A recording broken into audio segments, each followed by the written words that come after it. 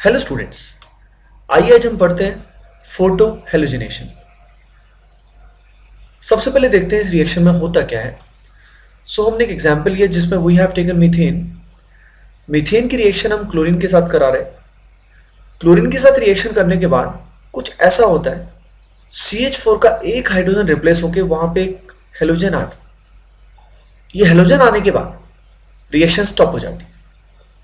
इस रिएक्शन में आपने क्या देखा, ये जो कार्बन एटम है इसका हाइड्रोजन रिप्लेस होकर क्या आ जाता है, हेलोजन आ जाता है। अब ये जो प्रोसेस होता है स्टूडेंट्स, ये अपने आप तो होगा नहीं, कुछ एनर्जी तो हमें देनी पड़ेगी। एनर्जी देने के लिए यानी रिएक्शन को कैरी आउट करने के लिए या तो हमें लाइट की रिक्वायरमेंट होती है। अब लाइट क्या होता है, एक पैकेट ऑफ एनर्जी होता है, लगातार वो पैकेट्स ऑफ एनर्जी सप्लाई करता है in the forms of photon. तो आपको इस तरीके से एच न्यू ये सिंबल दिया जाता है, या कभी कभी बहुत ही हाई टेम्परेचर भी आपको दिया जाता है। तो आपने देखा इस रिएक्शन में क्या हुआ, in this reaction one of the hydrogen atom is replaced by halogen in the presence of photon and high temperature। आइए अब देखते हैं इस रिएक्शन का मैकेनिज्म, ये रिएक्शन कैसे होती है। तो स्टूडेंट्स, मैकेनिज्म में तीन तरह के स्टेप होते हैं। पहला जो स्टेप होता है उसको बोलते हैं चेन इनिशिएशन। ये वो स्टेप है जब रिएक्शन जस्ट स्टार्ट होती है, reaction starts with chain initiation. तो इसके अंदर होगा क्या, इसके अंदर सबसे पहले रिएक्टेंट्स क्रिएट होंगे, यानी CH4 और Cl2 डायरेक्टली एक दूसरे से नहीं जुड़ पाएंगे, सबसे पहले रिएक्टेंट्स तैयार होंगे। तो इसके अंदर हम सबसे पहले तोड़ेंगे क्लोरीन क्लोरीन के बीच का बॉन्ड। सबसे पहले इसी बॉन्ड को हम क्यों तोड़ रहे हैं, क्योंकि इस बॉन्ड में दोनों क्लोरीन की इलेक्ट्रॉन नेगेटिविटी जो है वो क्या है, सेम है। तो इसे फोटोन के द्वारा तोड़ना सबसे आसान रहेगा। तो ये जो मैं शो कर रहा हूं यहाँ पे एरो, इट रिप्रेजेंट्स एनर्जी इसे मिली, फोटोन इसे मिला। इस फोटोन के मिलने से ये जो बॉन्ड आपको दिखाई दे रहा है, ये बॉन्ड वाइब्रेट करेगा एंड फाइनली ये ब्रेक हो जाएगा। जब ये ब्रेक होगा तो स्टूडेंट एक इलेक्ट्रॉन इसमें से इस क्लोरीन के पास जाएगा और दूसरा इलेक्ट्रॉन इस क्लोरीन के पास जाएगा।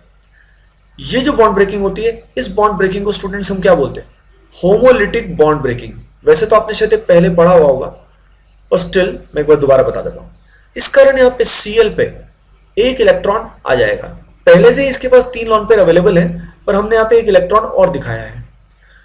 तो इस तरह के 2 रेडिकल यहाँ पे जनरेट हो जाएंगे। तो ये रिएक्टिव स्पीसी आगे रिएक्शन में पार्टिसिपेट करने वाली है। तो आपने नोटिस किया चेन इनिशिएशन में क्या होता है, सबसे पहले एक रिएक्टिव स्पीसी जनरेट होती है। आइए स्टूडेंट्स देखते हैं इसका अगला स्टेप। इस रिएक्शन का अगला स्टेप होता है चेन प्रोपेगेशन। प्रोपेगेशन का मतलब क्या होता है, प्रोपेगेशन का मतलब आगे बढ़ाना। तो ये स्टेप सबसे इंपॉर्टेंट है, जिसमें एक्चुअल में हमारा प्रोडक्ट फॉर्मेशन होता है और रिएक्शन एक्चुअल में होती है। तो सेकंड स्टेप जो है आपने देखा चेन प्रोपेगेशन, ये सबसे इंपॉर्टेंट स्टेप है। अब ये जो Cl रेडिकल है ये पिछले चेन इनिशिएशन स्टेप में जनरेट हुआ है और ये मीथेन के साथ रिएक्शन करेगा। अब रिएक्शन कैसे होगी, तो एक बात आप नोटिस कीजिए, जब भी होमोलिटिक बॉन्ड ब्रेकिंग किसी रिएक्शन में होती है तो सभी स्टेप्स में होमोलिटिक बॉन्ड ब्रेकिंग होगी, अदरवाइज इलेक्ट्रिकल न्यूट्रलिटी यानी चार्जेस डिसबैलेंस हो जाएंगे। तो आइए देखते हैं ये इलेक्ट्रॉन किसके पास जाएगा।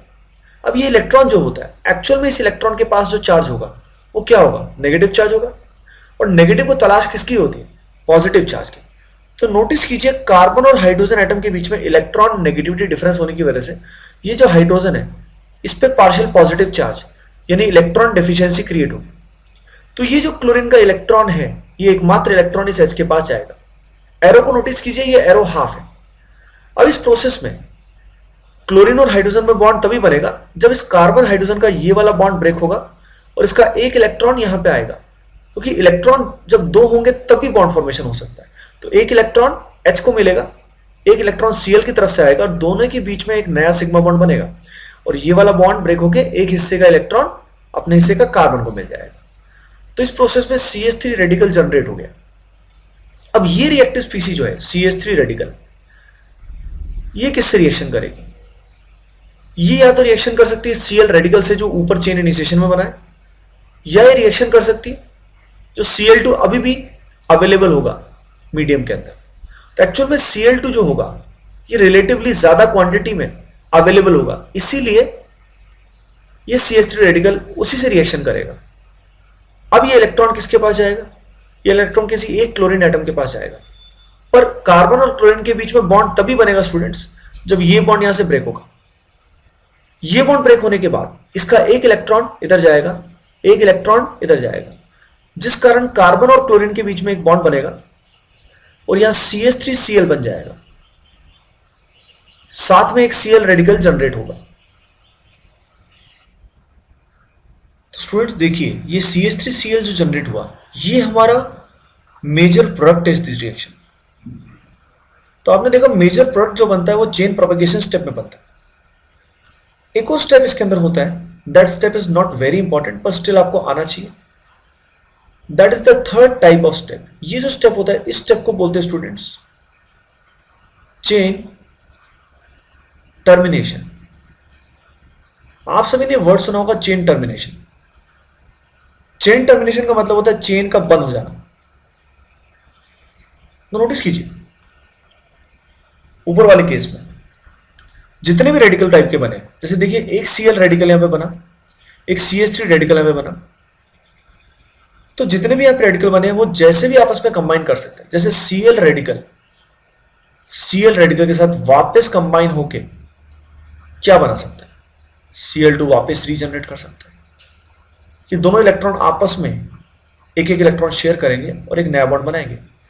सिमिलरली CH3 और Cl जो है, ये दोनों रेडिकल भी आपस में अपना अपना इलेक्ट्रॉन शेयर करके CH3Cl बना सकते हैं।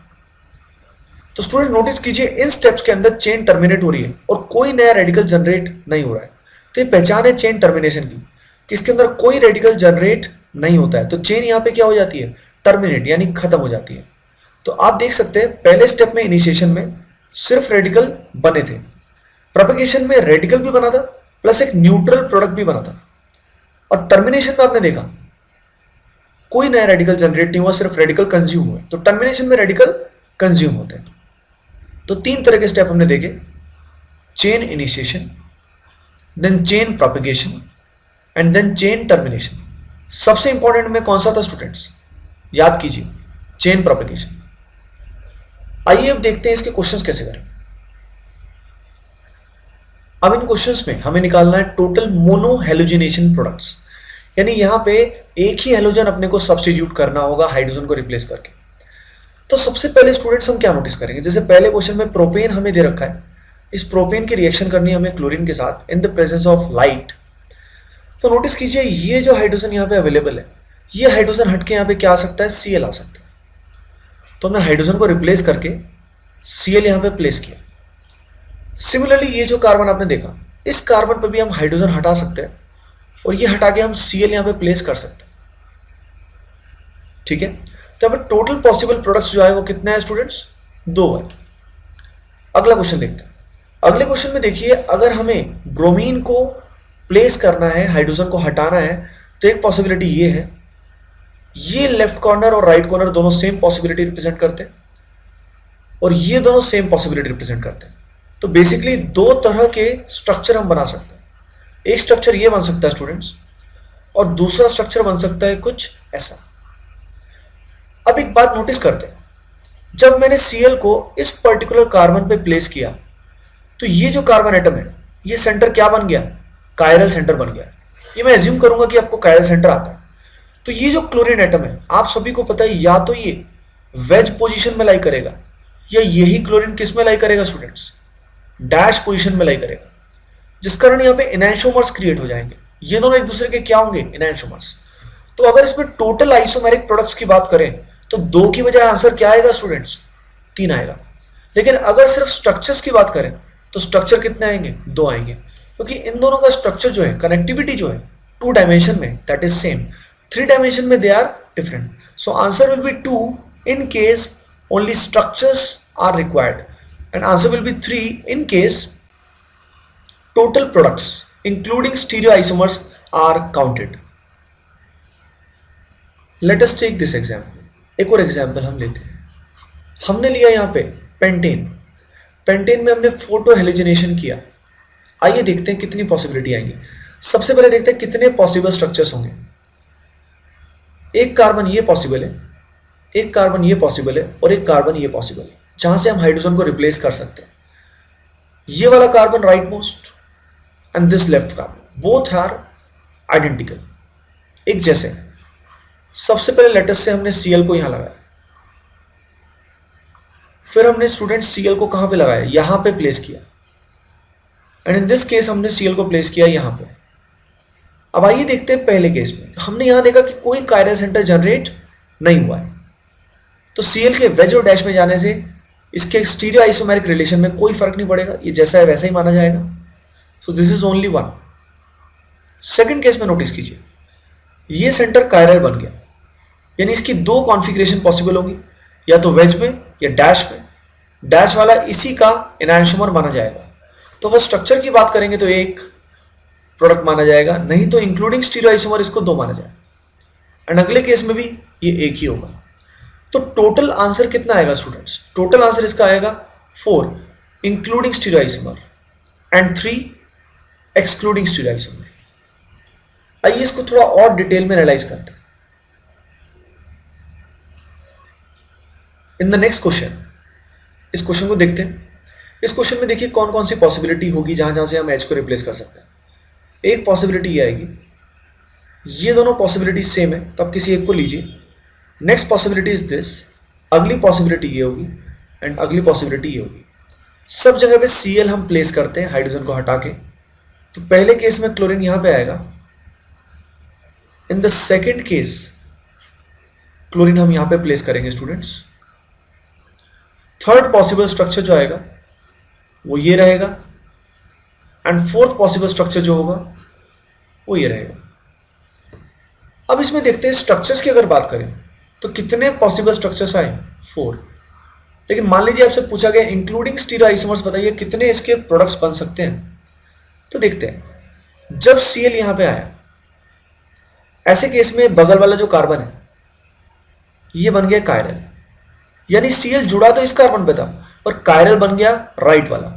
इसके कायरल बनने से दो पॉसिबिलिटी आ सकती है, मिथाइल जो है ये वेज पे या डैश पे आ सकता है, तो यहां पे एक की बजाय दो प्रोडक्ट्स कंसिडर किए जाएंगे। अगले केस में ऐसा कुछ नहीं है, दोनों मिथाइल होने की वजह से ये सेंटर कायरल नहीं है। In the next case notice कीजिए स्टूडेंट्स, ये जो Cl से जुड़ा हुआ कार्बन है ये कायरल है, तो Cl can be at wedge और डैश पोजीशन, तो यहाँ पे अगेन दो पॉसिबिलिटीज आएंगी और अगले में फिर से एक पॉसिबिलिटी आएगी। तो आपने देखा स्टीरियो आइसोमर्स को इंक्लूड करने की वजह से यहां आंसर 4 की बजाय कितना हो गया, 6 हो गया स्टूडेंट्स। अब अगले क्वेश्चन में स्टूडेंट्स आपको क्या करना है, अगले क्वेश्चन में आपको मेजर प्रोडक्ट बताना है, सारे नहीं सिर्फ मेजर बताना है। तो आपको देखना है कि किस पोजीशन पे फ्री रेडिकल सबसे स्टेबल बनेगा। आप सभी को पता है जब यहाँ पे रिएक्शन का मैकेनिज्म होता है तो इन 3 पोजीशंस पे फ्री रेडिकल बन सकता है। अब आप खुद ही सोचिए सबसे स्टेबल फ्री रेडिकल जो बनेगा वो कौन सी पोजीशन पे बनेगा, वो इस बेंजाइलिक पोजीशन पे बनेगा जो बेंजीन के जस्ट एडजेसेंट पोजीशन है। इस पोजीशन पे इस रेडिकल में और बेंजीन रिंग के बीच में क्या होगा, resonance, so it is resonance stabilize. इस कारण जब क्लोरीन यहां पे जुड़ेगा तो ये जो प्रोडक्ट बनेगा which is the result of the more stable radical is the most favoured product, that is the major product. आइए इस क्वेश्चन में मैं आपको एक कंसेप्ट सिखाता हूं, the concept of stereo lock. बहुत ही इंटरेस्टिंग कंसेप्ट है, उसकी अपन बात करते हैं। स्टीरियो लॉक में क्या होता है, तो आप देखिए ये पर्टिकुलर 3 डायमेंशन क्लोरो एल्केन आपको दे रखा है जिसमें क्लोरीन को वेज में रिप्रेजेंट किया गया है। इसमें ऑलरेडी एक कायरल सेंटर प्रेजेंट है। अब यहाँ पे ब्रोमीन कहाँ कहाँ प्लेस हो सकता है, सबसे पहले स्ट्रक्चर्स की बात करते हैं। ब्रोमीन यहाँ प्लेस हो सकता है, ब्रोमीन यहाँ प्लेस हो सकता है, यहाँ प्लेस हो सकता है। तो there are 4 possible structures such as, तो देखिए स्टूडेंट सबसे पहले केस में मैंने ब्रोमीन को यहाँ प्लेस किया, सेकेंड केस में मैंने ब्रोमीन को यहाँ प्लेस किया, थर्ड केस में मैंने ब्रोमीन को यहाँ प्लेस किया, एंड फोर्थ केस में मैंने ब्रोमीन को यहाँ प्लेस किया। तो अगर हम स्ट्रक्चर्स की बात करें कि how many possible structures of products are there, तो इसके पॉसिबल स्ट्रक्चर्स कितने हैं, 4।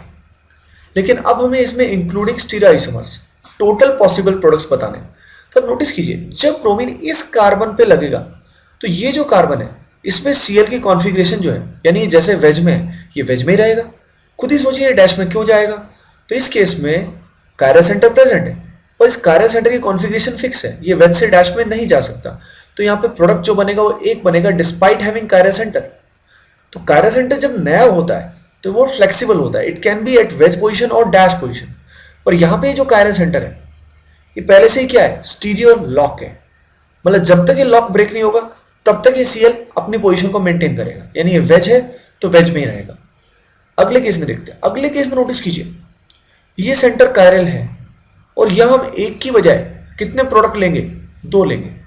अब हमने यहां ऐसा क्यों किया, तो आप नोटिस कीजिए जब रिएक्शन में इस पर्टिकुलर पॉइंट पर स्टूडेंट्स रेडिकल बना, तो रेडिकल बनने से इस कार्बन की हाइब्रिडाइजेशन जो है वो sp3 की बजाय sp2 हो गई, यानी शेप जो हो गई स्टूडेंट्स वो क्या हो गई, प्लेनर हो गई। शेप बिकम्स प्लेनर, जिसकी वजह से लॉक ब्रेक हो गया मैकेनिज्म की वजह से।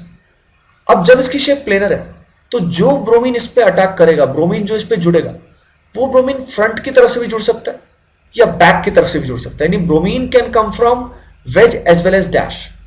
इस कारण यहाँ पे 2 पॉसिबिलिटी आएंगी। एक बार ब्रोमीन जो होगा वो स्टूडेंट्स किस में होगा, वेज पोजीशन पे होगा, क्लोरीन किस पे होगा, डैश पे होगा, एंड वाइस वर्सा। तो 2 प्रोडक्ट यहाँ पे पॉसिबल होंगे। तो आपने देखा इस पर्टिकुलर केस में रिएक्शन में रेडिकल बनने की वजह से स्टीरियो जो लॉक है वो ब्रेक हो गया। आइए देखते हैं अगले उसमें। अगले प्रोडक्ट में आप देखिए ब्रोमीन वाला सेंटर नया नया कायरल बना है, तो इट इज फ्लेक्सिबल। ये ब्रोमीन वेज में या डैश में, देयर आर 2 पॉसिबिलिटीज। तो इसकी वजह से 2 प्रोडक्ट्स यहां पे आएंगे। लेकिन ये जो क्लोरीन से जुड़ा हुआ कार्बन है इसकी वजह से कोई प्रोडक्ट पॉसिबल नहीं है, क्योंकि ये क्या है, स्टीरियो लॉक है। सिमिलर अगले केस में भी ये स्टीरियो लॉक है, इसकी वजह से इस कायरल सेंटर की वजह से कोई प्रोडक्ट नहीं आएगा। तो आपने देखा उसी कायरल सेंटर की वजह से प्रोडक्ट्स आते हैं जो फ्लेक्सिबल होता है, ना कि स्टीरियो लॉक होता है। और लॉक आपने देखा it can also break under certain circumstances reaction के दौरान। तो इसमें टोटल प्रोडक्ट जो आएंगे स्टूडेंट्स वो 4 की बजाय कितने आ जाएंगे, दे विल बी 6। तो आप थोड़ा सा ध्यान रखिए इस बात का। आइए अब देखते हैं आज के लेक्चर में हमने क्या पढ़ा, उसको रिकैप करते हैं। हमने जाना फोटो हेलोजिनेशन में फोटोन की प्रेजेंस में, लाइट की प्रेजेंस में या हाई टेम्परेचर की प्रेजेंस में एल्केन की रिएक्शन की गई हेलोजन के साथ, जिसमें one of the hydrogen is replaced with the halogen. अब उसके बाद हमने 3 तरह के स्टेप रिएक्शन में किए। सबसे पहले किया चेन इनिशिएशन, जिसमें रिएक्शन स्टार्ट हुई। इसके अंदर क्या हुआ, हेलोजन के बॉन्ड ब्रेक होके एक रिएक्टिव स्पीसी क्लोरीन रेडिकल जनरेट हुआ। इस क्लोरीन रेडिकल की रिएक्शन ही अगले स्टेप में होती है, जिसको बोलते हैं चेन प्रोपेगेशन। इस स्टेप में क्लोरीन की रिएक्शन होती है मीथेन के साथ, जिसमें सबसे पहले CH3 रेडिकल जनरेट होता है, और इस CH3 रेडिकल की रिएक्शन होती है क्लोरीन के साथ जो एक्सेस में होता है, जिससे हमारा प्रोडक्ट बनता है। तो प्रोडक्ट किस में बनता है, चेन प्रोपेगेशन स्टेप में। अब स्टूडेंट्स क्या होगा, लास्ट स्टेप होता है चेन टर्मिनेशन। ये स्टेप ज्यादा इंपॉर्टेंट नहीं होता। इस स्टेप में जो भी रेडिकल ऊपर वाले स्टेप्स में बने हैं वो आपस में रिकंबाइन करके प्रोडक्ट्स बनाते हैं। फाइनली हमने जाना मोनो हेलोजिनेशन प्रोडक्ट्स कैसे बनाए जाते हैं और कैसे स्टीरियो आइसोमर्स को इंक्लूड किया जाता है। स्टीरियो आइसोमर्स को इंक्लूड करने से नंबर ऑफ प्रोडक्ट पहले से इंक्रीज हो जाता है। So this was photo halogenation.